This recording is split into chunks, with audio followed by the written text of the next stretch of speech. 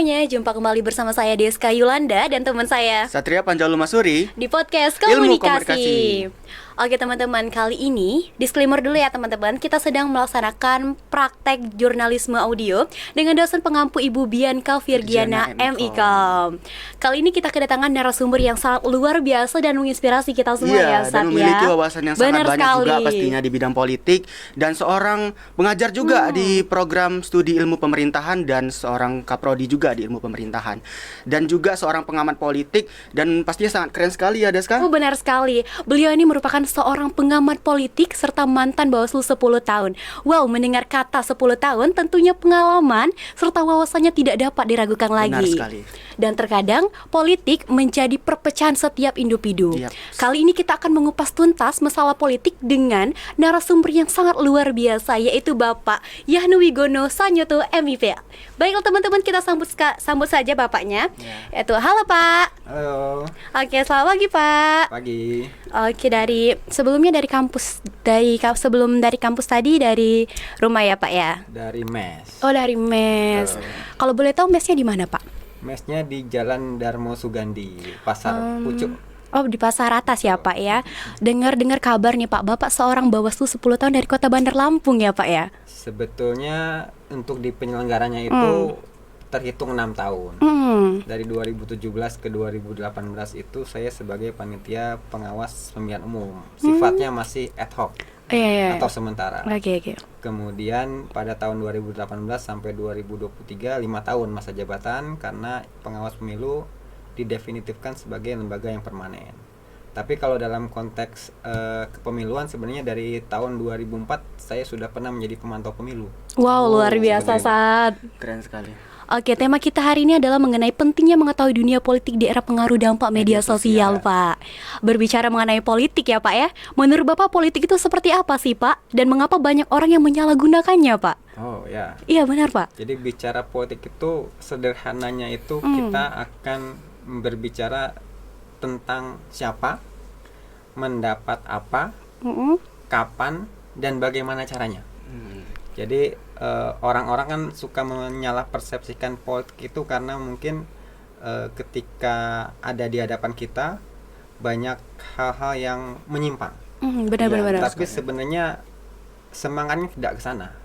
Karena bicara politik itu adalah bicara niat baik gitu ya. Politik itu kan bicara juga soal kekuasaan. Nah, kekuasaan ini memang oleh orang-orang tertentu bisa saja disalahgunakan. Benar. Tetapi kita tahu bahwa dalam konteks politik juga punya tujuan. Ketika kita bertujuan untuk terjun ke dunia politik, kita akan berhadapan dengan rakyat.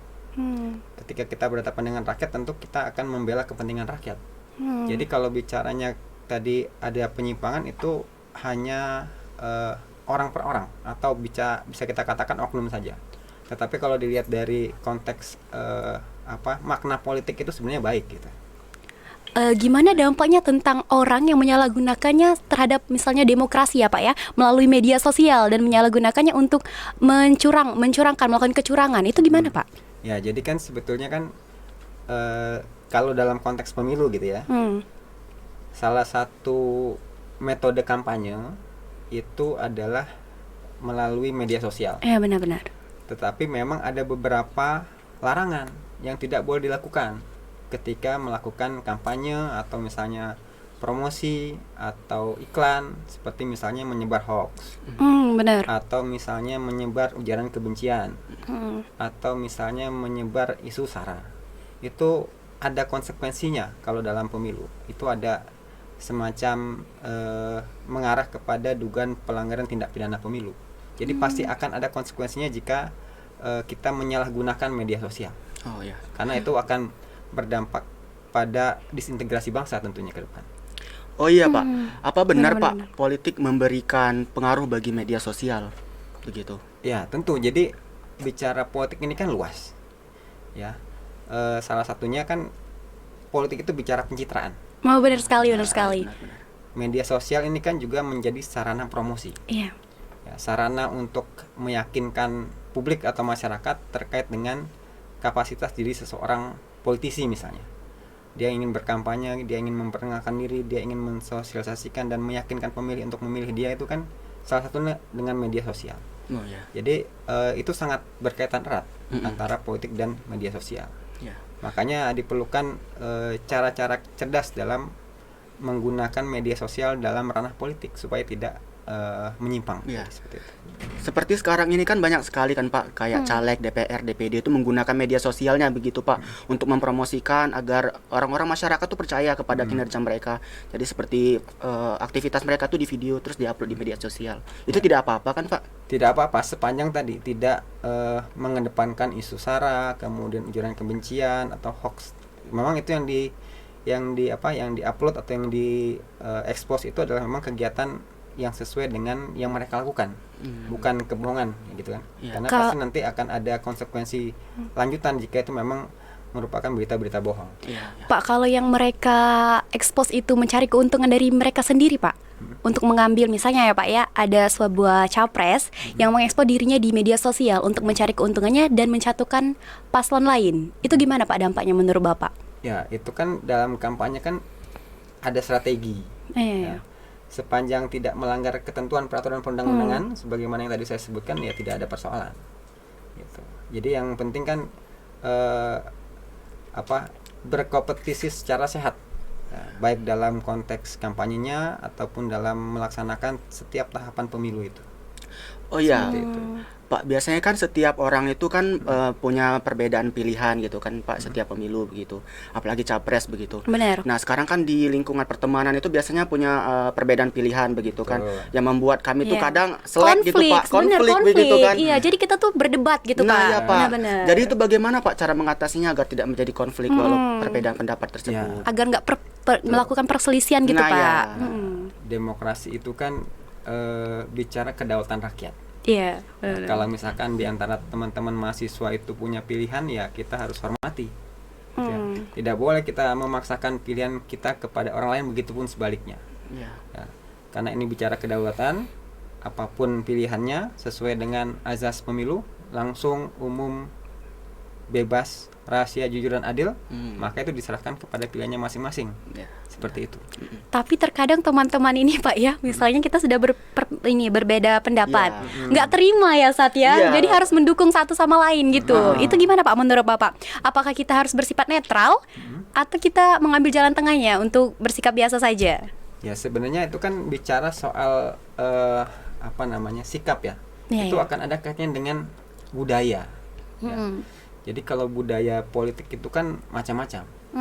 Ada misalkan budaya politik yang nggak mau tahu, bahkan bisa nanti berdampak pada dia golput, Benar. gitu kan.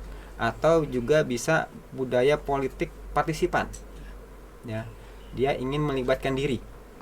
Nah, jadi itu pilihan. Jadi, tapi apapun pilihannya, maksud saya terlepas apapun itu, yang terpenting adalah tetap menjaga persahabatan. Ya. Ya. Perspektif bisa berbeda, tapi ya kita tahu kita punya rambut sama-sama hitam. Iya benar. Tapi pikiran kita belum tentu sama. Iya, benar benar. sekali Pak. Tetapi kita harus tahu bahwa kita sama-sama saat ini masih menjadi mahasiswa, dan mahasiswa itu sebenarnya juga punya cita-cita yang ideal gitu. Diposisikan pada konteks agen of change, agen perubahan mahasiswa itu. Iya, iya. Maka untuk hal-hal yang sifatnya debatable, ya itu diselesaikan di wilayah-wilayah yang bersifat konsensus gitu, kesepakatan. Jadi tidak kemudian setelah itu ada perselisihan ke depan. Iya. Ya, gitu. Jadi Pak, membahas soal netral nih Pak, kan mahasiswa kadang kan punya perbedaan pendapat juga Iya, nih benar, kan Pak. benar. Kadang mahasiswa tuh membuat kerusuhan juga, kadang kan seperti demo. Kami ini sebagai mahasiswa itu harus netral Pak terhadap pemilihan, atau kami itu boleh berpihak Pak di suatu pilihan begitu. Ya, kita kan punya hak pilih. Berarti kan sebenarnya kita nggak netral. Benar. Oh iya benar juga ya. Benar, iya benar. Ya, tetapi kan maksud teman-teman mahasiswa mungkin maksudnya bagaimana supaya dalam posisi yang walaupun kita punya hak pilih, kita memilih tapi tidak kemudian membuat keributan gitu. Iya kan. benar. Nah, iya, Pak. Benar. Ya, makanya kita tetap harus bisa menjaga kondusivitas kondisi sosial politik, terutama misalkan di OKU gitu ya. Apapun kondisinya, kita harus tetap berkepala dingin, ya tetap mencermati, tetap menimbang setiap tingkah pola sikap kita supaya justru tidak menambah persoalan yang sudah ada saat ini misalnya. Oh ya. Seperti itu. Oh iya Pak, kan aku dengar nih Pak, kan ibu kota kan mau dipindah ke IKN begitu kan, yang dari Jakarta gitu dipindah ke Kalimantan. Nah Bapak setuju nggak Pak dengan Tentang perpindahan ibu kota dari Jakarta ke IKN Kalimantan begitu, ke Kalimantan? Ya, ini kan sebetulnya kan sudah dalam kerangka regulasi pemerintah. Ya, kita ini kan sebagai rakyat itu ya punya orang yang kemudian sudah mengatur negara ini. Gitu ya. Kalau saya kan sebagai Kaprodi Ilmu Pemerintahan juga sering mengatakan bahwa pemerintah itu adalah pelayan masyarakat gitu ya. Jadi benar. apapun yang dilakukan oleh pemerintah ya harapannya tentu untuk kepentingan masyarakat. Ya, kita berharap apapun itu, misalkan apakah kemudian ibu kota dipindah ataupun tidak, tetap proses pemerintahan itu tidak boleh terhenti. Itu kan hanya persoalan tempat. Jadi yang penting kan substansinya adalah pelayanan. Kemudian pembangunan dan pemberdayaan masyarakat. Itu aja. Jadi fungsi pemerintahan itu tetap jalan walaupun dimanapun ibu kotanya. Seperti itu.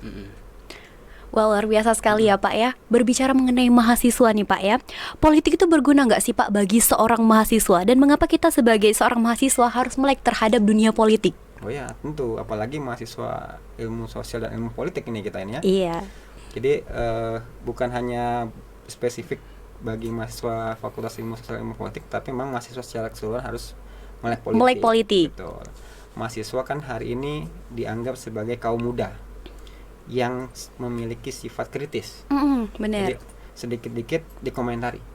Sedikit-dikit dikomentari gitu kan. Bener Pak. Ya, makanya kekritisan itu perlu untuk memberikan masukan. Ya, jika memang ada aturan misalkan yang dibuat oleh pemerintah melanggar gitu ya, itu bisa dikritisi. Jangan kemudian dibiarkan gitu kan. Mahasiswa kalau kita melihat sejarah sedikit gitu ya, dari orde lama ke orde baru itu bergeser itu karena adanya gerakan mahasiswa tahun 1966. Tahun 1998 dari orde baru ke orde reformasi pun bergeser itu karena ada gerakan mahasiswa. Jadi posisi mahasiswa itu sebenarnya strategis. Ya, dia punya posisi tawar yang kuat untuk bisa menjadi pendobrak dan penjaga nilai-nilai moral dan ideal. Seperti itu. Sebagai pengamat politik nih Pak, yang sudah ahli di bidangnya, sering sekali kita jumpai kecurangan yang sering terjadi saat kampanye. Menurut Bapak, apa sih Pak penyebab mereka untuk melakukan Kecurangan Pak. Ya, jadi banyak faktor misalkan. Jadi peserta ini kan banyak. Peserta pemilu itu tidak seperti peserta pemilihan kepala daerah. Iya benar. Ya, satu dapil itu misalkan di Oku ada berapa? Dikali jumlah partai politik. Itu hanya untuk DPRD Oku. Kemudian untuk DPRD provinsi yang dapilnya atau daerah pemilihannya Oku juga ada berapa? Dikali jumlah partainya. Belum DPR RI, Dewan Perwakilan Rakyat Republik Indonesia. Kemudian belum juga DPD dan Presiden Wakil Presiden. Ini kan pesertanya banyak dan semuanya ingin menang. Benar. Benar. Nggak ada yang mau kalah kan? Iya. Merebut jabatan. Pasti mau menang semua Pak. Tetapi kan kursi di DPRD-nya terbatas, atau Iya, DPD-nya benar. terbatas, atau DPRD-nya terbatas. Nah, dengan berbagai metodenya, dengan berbagai macam strateginya, tentu ada beberapa orang yang bisa saja melanggar aturan kampanye. Ya, bisa karena ketidakpahaman atau ketidaktahuan. Bisa saja dia tahu tapi dia nggak paham. Gitu Benar. kan? Banyak kan Nah, juga gitu Pak. Gitu. Akhirnya dia berbuat ya apa yang dia mau lakukan dilakukan. Padahal dia tidak pernah membaca misalkan tentang ini boleh atau nggak boleh. Misalkan menyebar bahan kampanye boleh atau nggak boleh. Misalkan menyebar uang boleh nggak. Menyebar sembako boleh nggak. Menyebar bahan kampanye di luar yang sudah ditentukan oleh peraturan Komisi Pemilihan boleh nggak. Gitu kan? Karena ada beberapa bahan-bahan yang boleh dibagikan dan tidak boleh dibagikan. Gitu. Jadi termasuk pemahaman aturan tentang kampanye pemilu itu juga berpengaruh terkait dengan masalah pelanggaran pemilu itu gitu. Ya Pak. Gitu. Sekali. Pak, seberapa besar sih Pak pengaruh media sosial terhadap dunia politik? Apakah media sosial bisa menjadi alat mencari keuntungan Pak bagi Pak. seorang individu? Bisa mencari keuntungan gitu loh Pak. Bisa. Jadi kan sekarang di media sosial kan bisa beriklan. Bisa nggak beriklan di media sosial? Bisa. Itu kan untuk keuntungan juga tuh Mbak. Iya. Ya. Jadi sekali lagi bahwa dalam politik itu pasti ada metode membangun image. Iya Nah, benar-benar. kan image ini kan sebagai media atau strategi promosi, ya bisa menggunakan instrumen, salah satunya media sosial. Nah, apalagi sekarang media sosialnya banyak platformnya. Iya, banyak. Semakin banyak punya platform akan semakin cepat terkenal kita kan. Nah, itu dimanfaatkan oleh beberapa orang mungkin, atau sebagian orang, atau sebagian kelompok orang bahkan, untuk bisa mencari keuntungan. Iya. Pak, bagaimana menurut pandangan Bapak mengenai tentang pencitraan? Seseorang yang melakukan pencitraan dan menjatuhkan orang lain, Pak. Iya. Itu gimana Pak pandangan menurut Bapak? Oh ya, kalau menjatuhkan orang itu kan tidak dalam apa? Artinya tidak baik gitu ya kalau Iya. menjatuhkan. Apalagi di depan publik misalnya. Tetapi kita harus apa namanya? Ketika ingin berdebat misalkan ya, ini kan bicara menjatuhkan bisa aja dalam perdebatan. Sepanjang itu berdasarkan fakta, kemudian data, dan misalkan alasan yang jelas dan logis gitu, ya artinya kan memang kondisinya begitu gitu ya, tetapi mungkin tidak dilakukan di ranah publik gitu, seperti itu. Oh ya Pak, mendengar sekarang kan banyak sekali istilah buzzer Pak di media sosial gitu bener-bener, kan, Pak. untuk mendukung suatu capres atau pemilihan dia gitu kan, suatu caleg gitu, dan menjatuhkan pasangan yang lain. Itu sebenarnya di dunia politik boleh nggak sih Pak, yang kayak gitu ada buzzer kayak gitu? Buzzer itu kan biasa berarti kan pendukung ya, pendukung orang yang dipromosikannya. Buzzer itu sebenarnya tugasnya mempromosikan juga. Ya. Iya. Itu sekali lagi bagian dari strategi politik dari masing-masing calon lah misalnya, atau peserta pemilu. Sepanjang itu tidak melanggar aturan, nggak ada persoalan, gitu ya. Seperti itu. Tapi terkadang ya Pak ya, dalam mereka mempromosikan mereka sendiri untuk mencalonkan diri, ada yang namanya perdebatan Pak. Perdebatan perbedaan pendapat. Nah, itu gimana Pak pandangan Bapak dalam mengatasi perdebatan politik seperti itu Pak? Ya, jadi perdebatan sekali lagi dalam dunia politik kan tidak ada yang pasti, nggak Iya. ada yang absolut gitu ya, nggak ada yang mutlak. Semuanya bersifat relatif.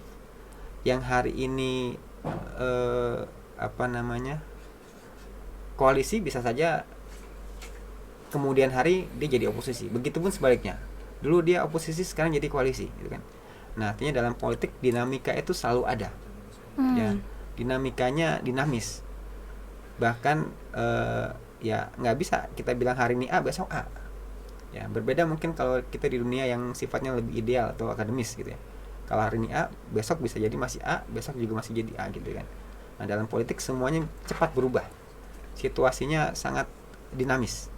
Ya, sehingga tidak menutup kemungkinan hal-hal yang tadi kita bicarakan itu akan terus bergulir perdebatannya gitu, seperti itu. Berarti memang boleh mendukung ya Pak, tapi tidak boleh menjatuhkan gitu ya kan Pak?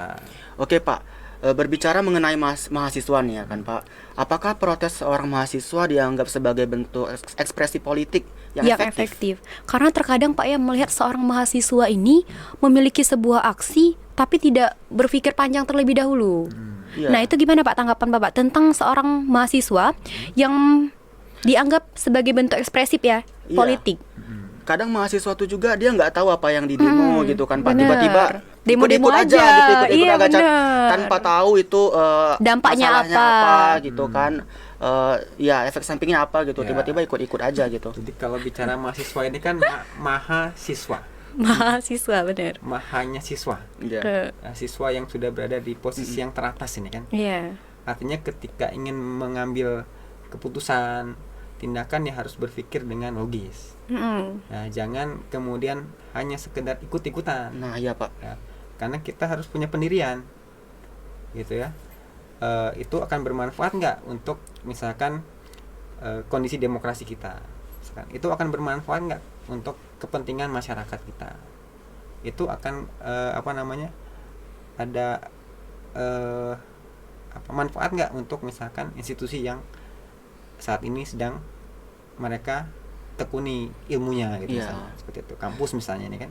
Nah, ini kan kalau misalkan kemudian kan bukan nggak mungkin nih dalam setiap demo misalnya, ya kalau demonya damai oke, berakhirnya Kadang kan demo juga ada yang berakhir anarkis. Bener. Iya, benar. Nah, ini kan akhirnya mencoreng nama baik mahasiswa itu sendiri, kemudian kampusnya juga, dan merunut tuh nanti ke keluarga dan seterusnya. Nah, itu kan nggak bagus. Artinya sekali lagi bahwa silakan kita mau ikut demo apapun, misalnya demo tentang apapun itu, bicara soal kebijakan pemerintah misalkan atau kondisi sosial politik yang terjadi hari ini, silakan, tetapi itu tentu dalam langkah-langkah atau kerangka yang positif seperti Iya. Jadi ini buat kalian mahasiswa itu ya, kalian tuh harus ketahui dulu gitu apa yang di demo gitu. Iya, jangan langsung suka demo-demo. Iya, jangan suka ikut campur gitu. Kalau nggak tahu nggak boleh gitu. Iya, Ya, ketahui nanti. dulu Iya, gitu benar. apa yang di demo, karena itu bisa berdampak pada diri kalian sendiri gitu kan. Akibatnya bisa fatal. Iya, bisa Jadi kalau fatal mau sekali. mengambil tindakan, berpikir terlebih dahulu. Iya, benar. Oke, Pak. Dari pandangan Deska nih, Pak ya. Sekarang ini banyak sekali perempuan yang mencalonkan diri, Pak, sebagai seorang pemimpin. ya. Dan tak heran juga rata-rata sekarang pemimpin ini banyak dipimpin oleh seorang perempuan. Bagaimana Pak pendapat Bapak mengenai hal ini? Ya, memang sudah sejak lama posisi perempuan itu disetelahkan dengan laki-laki. Iya. Jadi tidak ada persoalan bagi saya untuk misalkan bermitra atau menganggap bahwa perempuan itu bisa menjadi pemimpin di ranah publik gitu. Sama dengan laki-laki. Tidak ada persoalan itu. Jadi toh juga undang-undang pemilu misalkan sudah mengakomodir 30% perempuan. Kemudian di beberapa keanggotaan parlemen nih, ada DPR RI, kemudian DPR di provinsi, DPR di kabupaten kota, bahkan DPD juga ada kok perempuan gitu yang berkiprah di wilayah itu. Jadi sebenarnya semua wilayah kehidupan sekarang semuanya sama. Bahkan kalau kita sering atau pernah melihat di YouTube sekalipun gitu misalnya kan, ada juga yang perempuan jadi seorang supir kan gitu kan. Apapun itu saya pikir tidak ada persoalan. Semuanya bisa gitu ya. Iya Pak, jadi kan emang wanita dan laki-laki itu emang bisa gitu kan memimpin suatu wilayah gitu. Jadi jangan suka menghujat gitu, wanita tidak bisa begini gitu kan. Wanita tuh hanya menyuci gitu di rumah, ngurus anak gitu. Enggak teman-teman, jadi wanita itu juga mempunyai jiwa leadership gitu. Wanita juga berhak maju teman-teman. Iya, wanita juga bisa bergerak di bidangnya begitu kan Deska. Benar sekali. Apalagi kita ingat kalau sekarang rektor kita juga perempuan. Iya benar. Jadi hak untuk memimpin. Iya, benar. Jadi nggak ada persoalan kan dengan itu. Iya. Jadi jangan suka mengjudge teman-teman. Begitu. Tapi Pak ada statement ya, Pak ya, yang mengatakan bahwa saya tidak mau dipimpin oleh seorang perempuan. Nah itu gimana Pak tanggapannya menurut Bapak? Yang orang-orang mengatakan bahwa saya itu tidak mau dipimpin oleh seorang perempuan, maunya seorang laki-laki terus itu gimana Pak menurut Bapak? Itu kan persepsi. Iya. Ya persepsi kan boleh berbeda. Gitu kan. Tapi tadi kalau misalkan lihat dari pandangan saya tidak ada persoalan dengan itu gitu. Iya. Gitu. Mungkin bagi dia ada masalah dengan itu, tapi bagi saya enggak. Semuanya sama jadi ya Pak ya, berhak untuk memimpin. Tergantung dari keinginan juga gitu kan Pak. Kalau tidak ada keinginan mau jadi pemimpin, bagaimana nanti negeri itu ya kan Pak? Sama seperti kalau misalkan pemilu nih, kan kita baru lewati kemarin, masih proses tahapannya. Ketika ada perempuan terpilih itu kan memang atas pilihan masyarakat. Iya benar. Dari masyarakat juga yang memilih Pak. Itu. Oh ya Pak, sebagai seorang pengamat politik nih Pak, menurut Bapak apa yang paling penting bagi seorang pemimpin? Apakah kecerdasan atau integritas atau kemampuan berbicara? Satu paket. Jadi nggak bisa dipisah-pisah dia. Dia harus secara intelektual dia oke, secara apalagi tadi? Integritas dia. Kecerdasan dan kemampuan berbicara Pak. Semuanya satu paket itu nggak bisa dipisahkan. Karena yang namanya pemimpin kan memang orang yang berkualitas.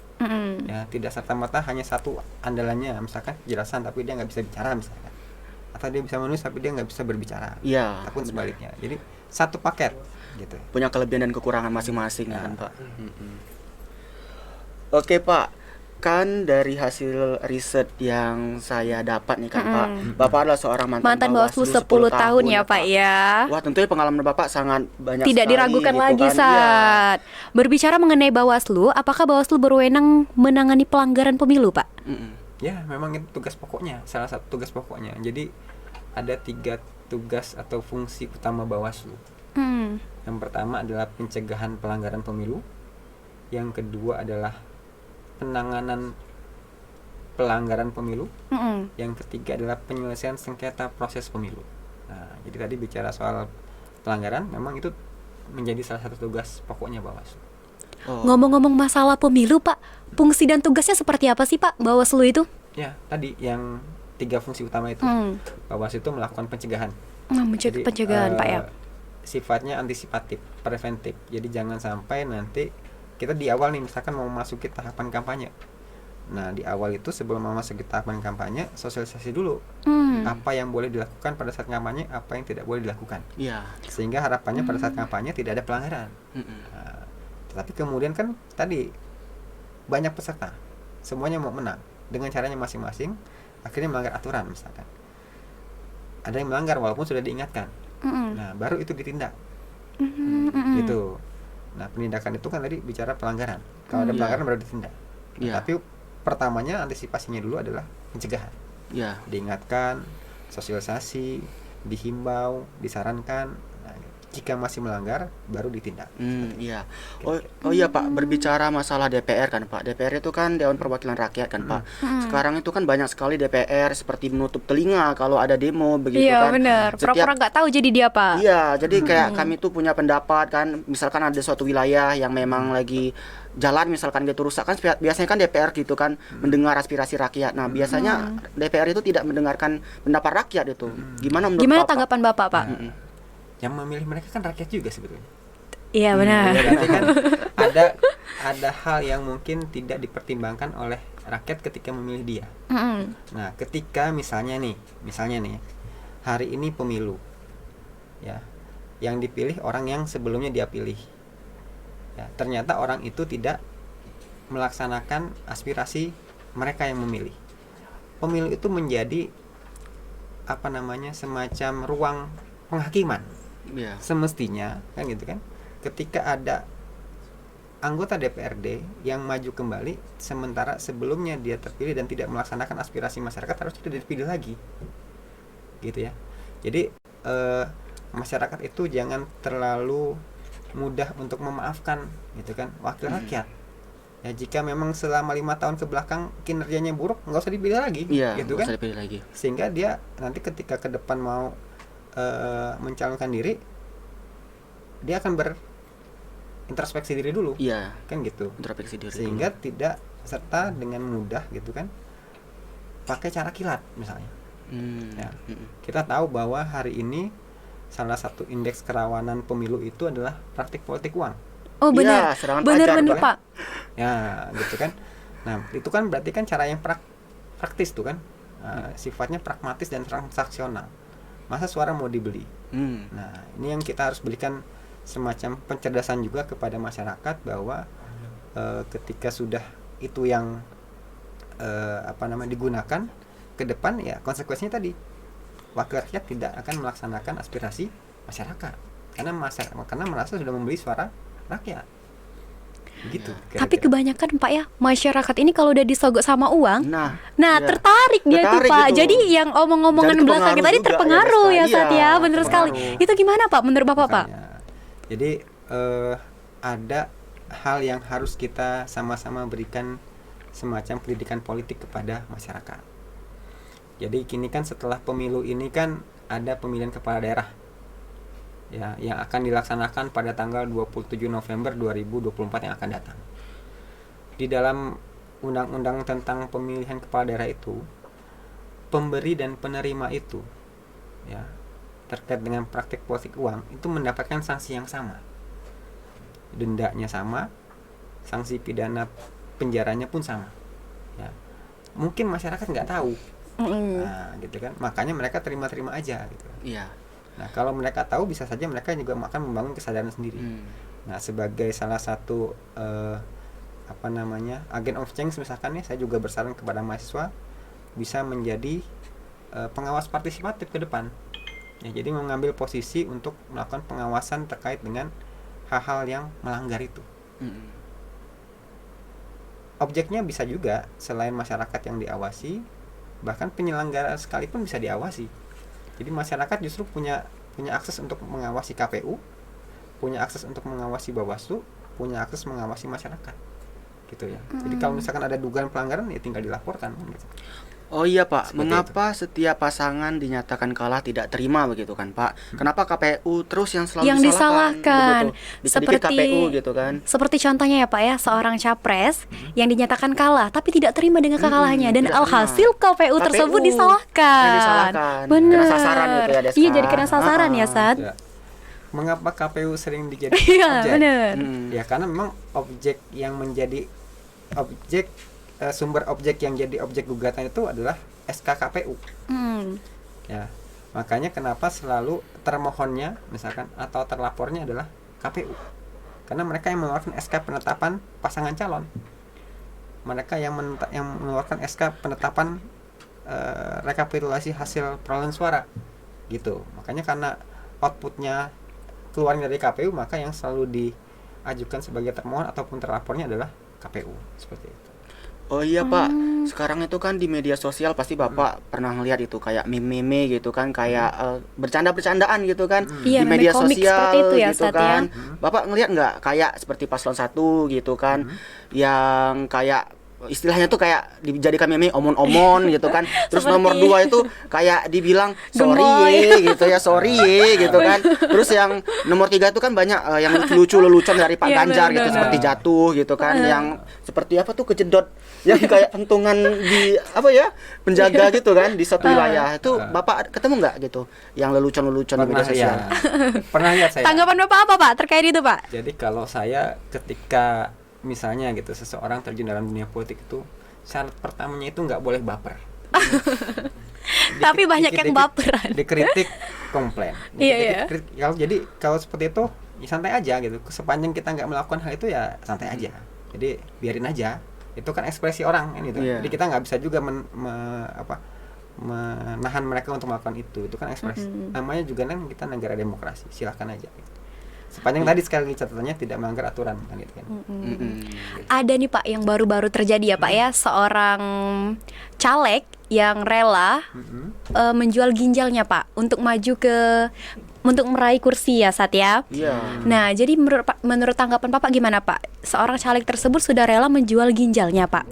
Tapi saat berperang, caleg tersebut dinyatakan kalah. Iya, nggak dipilih oleh masyarakat. Iya, ya, benar. Deska. Alhasil jadi sia-sia. Gimana Pak itu Pak, pandangan Bapak Pak? Ya itu kan makanya kita ketika mau mengambil tindakan tadi itu berpikirnya harus panjang.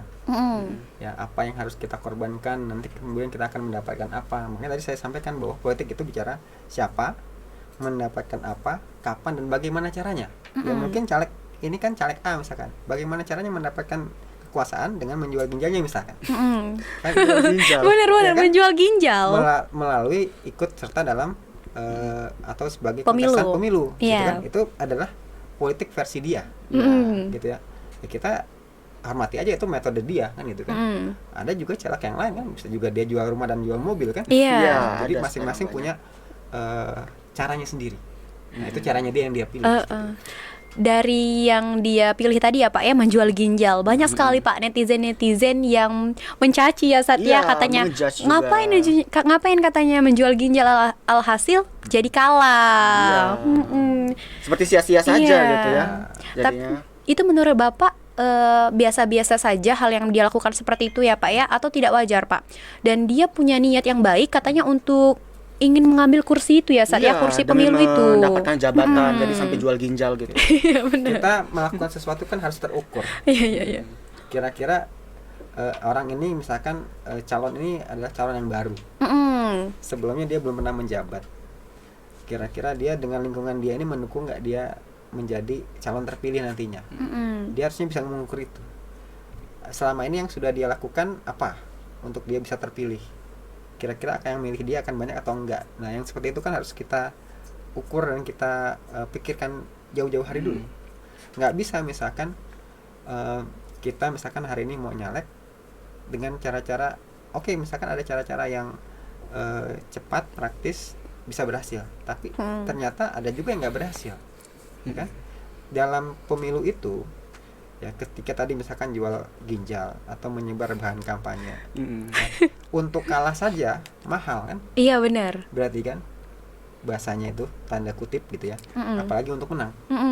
Kira-kira Seperti itu. Iya. Ada yang lebih menarik lagi Pak, tapi Pak, seorang caleg itu dinyatakan kalah, tapi tidak terima dengan kekalahannya. Alhasil dia mau meminta kembali uang yang diberikan iya. kepada masyarakat. Ada juga Pak berita gitu kan Iya. di media sosial, jalan dibuka Iya, gitu kan bener, waktu Pak. caleg. Terus Eh, jalannya nggak ditutup kepilih gitu, kembali. ditutup lagi gitu kapan? Ya. Gimana Gimana, Pak? Tanggapan iya, Bapak, tanggapan Bapak tentang Iya. hal itu? Makanya ketika mau berkompetisi, ini kan konsekuensinya dua. Ketika Iya. kompetisi sama seperti mahasiswa ketika ujian. Mm-mm. Ada lulus, ada nggak lulus. Iya, iya, iya. Kan ada menang, misalkan caleg nih, ada menang, ada kalah. Iya, Nah, iya. ini kan konsekuensi yang mereka ketahui dari awal sebetulnya. Ya, harus siap ketika apapun yang sudah diberikan, kalau kalah ya sudah gitu loh. Anggap aja itu untuk investasi akhirat gitu kira. Investasi sosial. Iya. Kalau sebenarnya kan juga untuk dia juga pahalanya gitu. Iya. Nah, tapi kalau misalkan menang, alhamdulillah tinggal dilanjutin lagi kan, diperbaiki gitu Iya. aja. Jadi harus punya mental siap kalah dan siap menang memang kalau dalam konteks politik ini. Gitu. Iya. Iya. Artinya kalau misalkan ada yang seperti itu berarti dia nggak siap kalah. Nah, ya. Maunya menang ya Pak ya, Ah. benar. Oh iya Pak, sekarang tuh kan kalau mau milih seperti caleg ataupun capres, sekarang itu kan dilihat dari jejak digitalnya gitu. Iya kan, Pak. benar.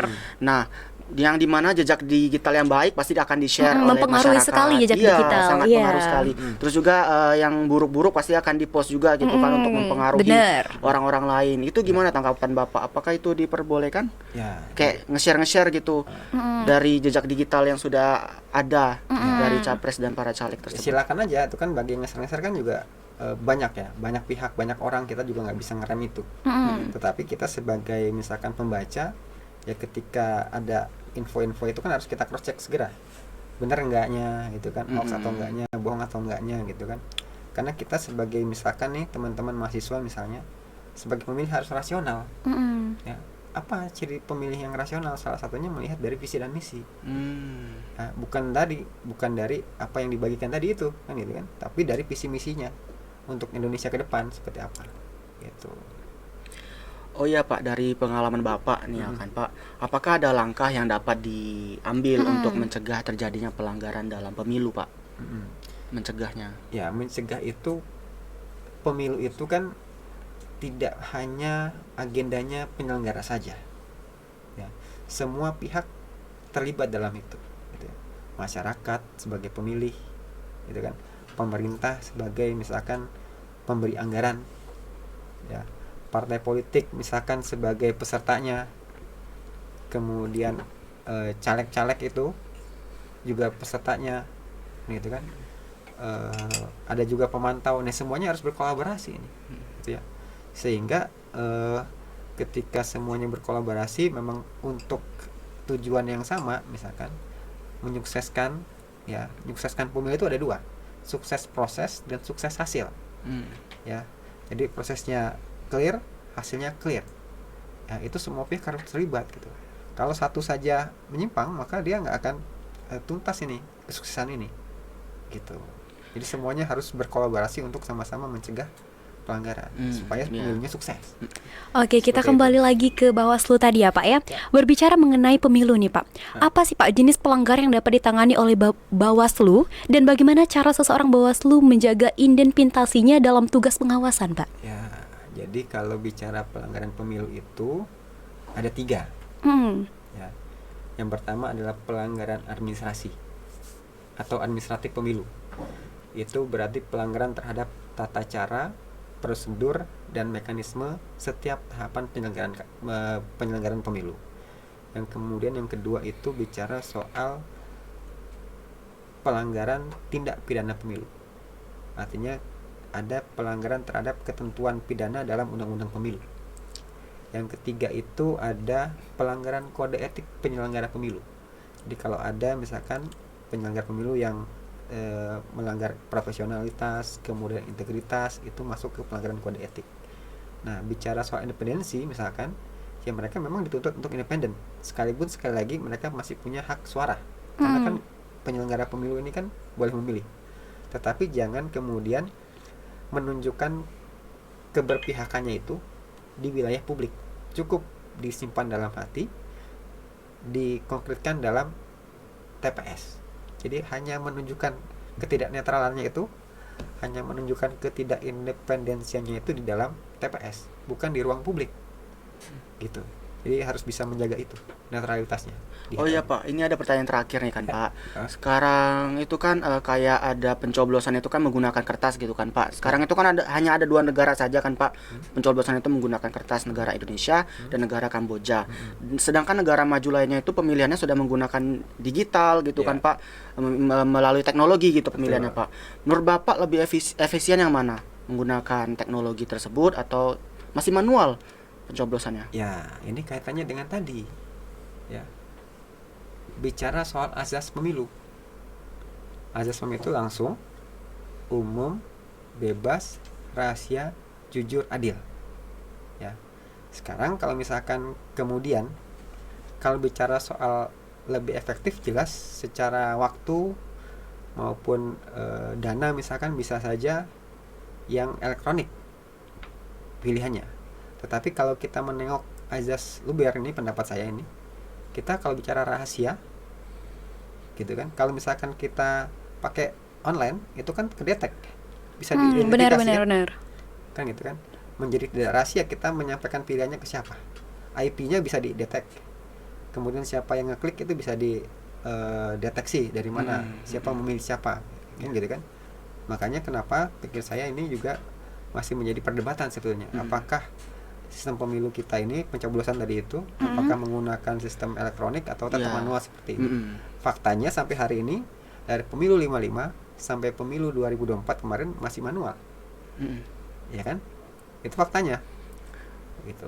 Bukan berarti nggak bisa elektronik gitu kan. Iya benar. Seperti itu.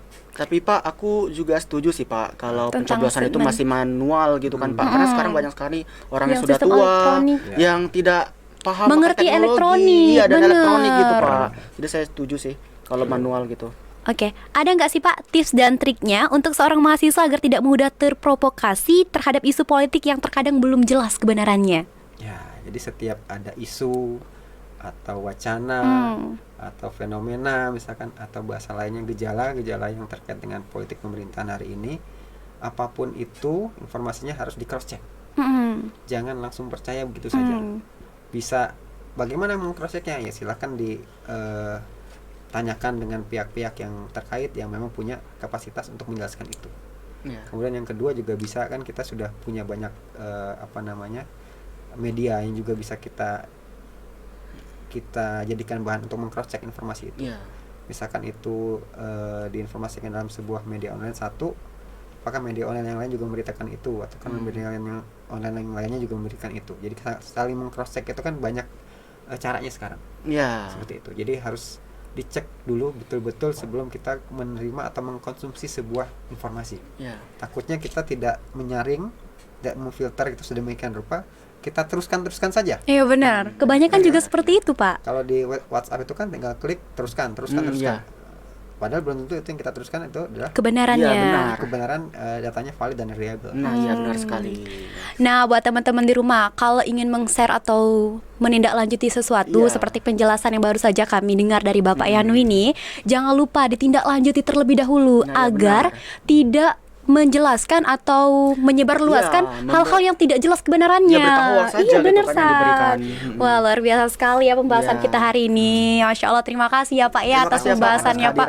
Ilmunya sangat luar biasa sekali Pak. Jadi bikin kita mahasiswa ini melek terhadap politik. Luar biasa. Dan juga kan supaya mahasiswa tuh menonton gitu kan, agar lebih dan tahu paham juga, ya politik, agar tidak mudah terprovokasi juga ya Sat ya. Karena anak muda sekarang itu gampang sekali terpengaruh, gampang sekali terprovokasi Pak. Iya. Oke teman-teman di rumah, jangan lupa like, comment, dan subscribe. Dan kalau kalian punya kenalan, kalau ada teman-teman kalian boleh share video ini untuk menambah wawasan kalian juga. Nantikan podcast kami selanjutnya dengan episode-episode yang menarik. Sampai jumpa dan see you. Terima kasih Bapak. Sayonara.